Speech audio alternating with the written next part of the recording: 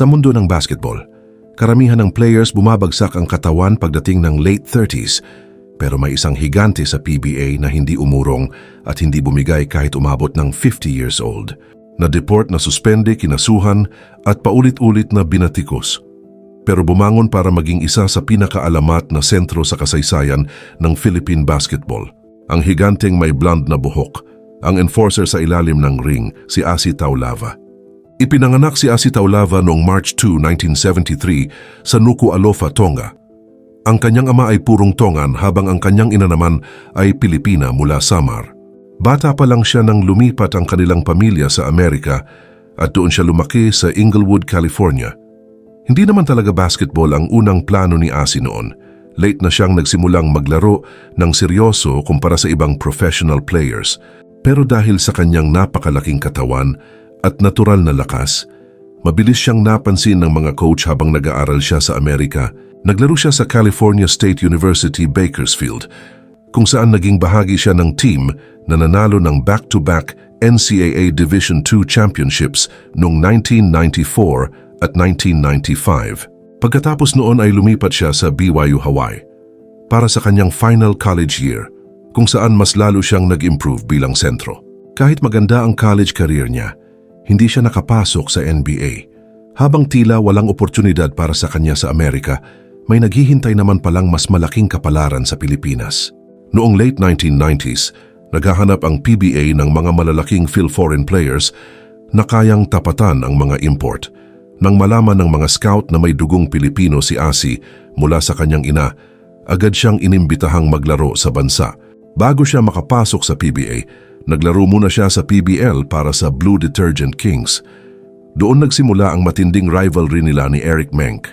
Pareho silang malalaki, malalakas at dominanting foreign players, kaya naging usap-usapan agad ang kanilang tapatan. Pero noong 1999, tuluyan nang sumabog ang pangalan ni Asi. Pero bago po ang lahat, baka pwedeng palike muna ang video na ito.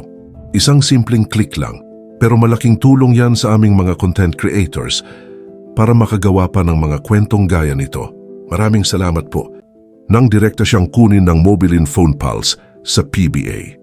Sa kanyang debut game laban sa Tanduay, nagtala agad siya ng 32 points, 20 rebounds at 8 assists. Simula noon, alam na agad ng buong liga na may bagong dominanting higante sa PBA. Bukod sa kanyang laro, naging trademark din niya ang kanyang blonde na buhok. Dahil sa kanyang 6'9" na tangkad, dambuhalang katawan at kakaibang porma, mabilis siyang naging fan favorite. Tinawag siyang The Rock.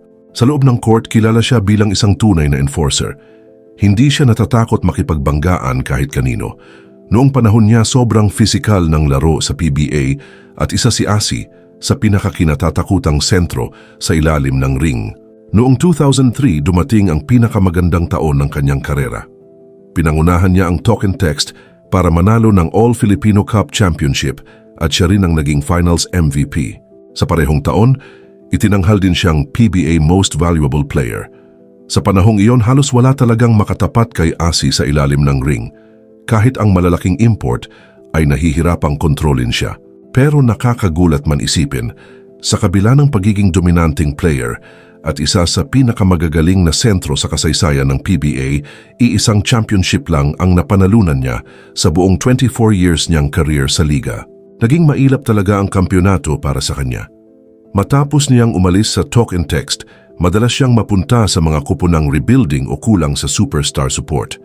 Habang ang ibang teams tulad ng San Miguel, Ginebra at Alaska ay punong-puno ng all-stars at malalalim na lineup, si Asi kadalasan ang bumubuhat sa kanyang team. Ilang beses siyang umabot sa finals at muntik nang magkampiyon ulit, pero laging may humaharang sa kanya sa dulo. Kahit isang championship lang ang nakuha niya, hindi nito nabawasan ang respeto ng mga tao sa kanya dahil alam ng fans kung gaano siya kalakas bilang individual player. Pero kasabay ng kanyang pagsikat ay ang sunod-sunod ding kontrobersya. Isa sa pinakamalaking issue na hinarap niya ay ang citizenship controversy o tinatawag noon na PhilSham issue. Noong 2000, ipinadeport siya palabas ng Pilipinas dahil sa kwestiyon sa kanyang Filipino citizenship. Ayon noon sa Bureau of Immigration, may problema umano sa kanyang mga dokumento at kulang ang patunay na Pilipino ang kanyang ina. Dahil dito, napilitan siyang umalis ng bansa. Bilang suporta sa kanya, nagpakulay ng blonde ang kanyang buong team sa Mobilin bago siya umalis. Isa iyon sa pinaka-iconic moments sa kasaysayan ng PBA. Pagkatapos ng ilang buwan, nakabalik din siya matapos malinawan ang kanyang papeles.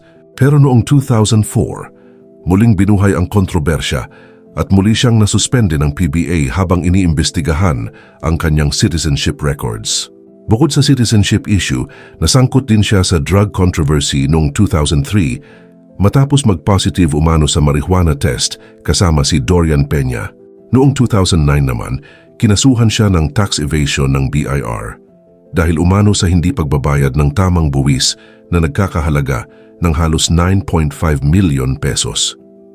Umabot ng halos 8 taon ang kaso bago siya tuluyang maabsuelto noong 2017 dahil sa kakulangan ng ebidensya laban sa kanya. Hindi rin nawala ang kanyang pagiging mainitin ng ulo sa loob ng court.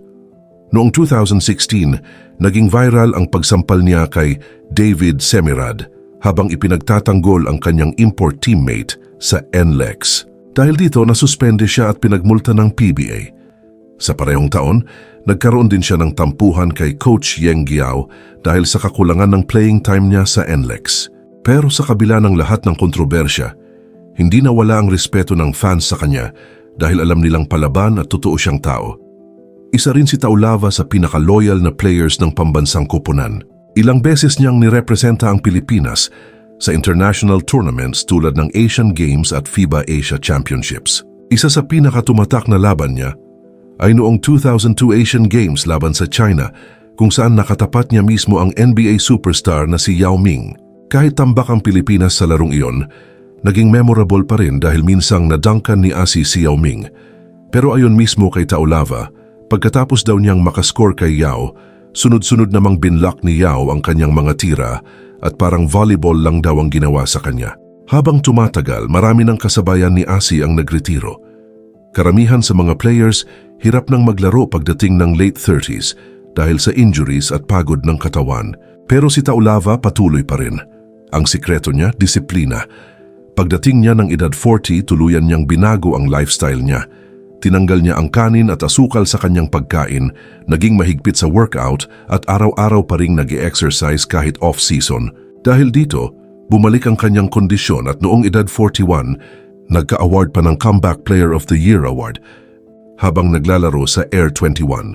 Sa kabuuan ng kanyang karera, naglaro siya para sa Mobilin o Talk and Text Coca-Cola Tigers, Meralco Bolts Air 21 Express at NLEX Road Warriors. Naglaro rin siya sa ASEAN Basketball League para sa San Miguel Beermen kung saan naging MVP at champion siya noong 2013. Pero higit sa lahat ng kanyang awards at achievements, ang pinaka hindi malilimutan kay Taulava ay ang kanyang tibay. Sa buong kasaysayan ng PBA, 2 lang ang umabot sa edad na 50 habang aktibong naglalaro at isa si Taulava sa 2 iyon. Noong December 2023, opisyal siyang nagretiro sa edad na 50. Kasabay nito ay niretiro rin ng NLEX ang kanyang jersey number 88 bilang parangal sa kanyang napakalaking kontribusyon sa Philippine basketball. Habang inaakyat ang kanyang jersey sa rafters, tumayo ang buong arena habang sinisigaw ang kanyang pangalan ng mga fans. Ngayon, aktibo pa rin si Asi bilang mentor at brand ambassador ng NLEX habang tumutulong sa mga basketball clinics para sa kabataan. Sa kabila ng lahat ng issue, kontrobersya at pagsubok, nananatili siyang isa sa pinakaalamat at pinakamatitibay na big man sa kasaysayan ng PBA. At hanggang ngayon, hindi kailanman mawawala ang pangalan ni Asi The Rock Taulava sa usapan ng pinakamagagaling na sentro sa Philippine basketball.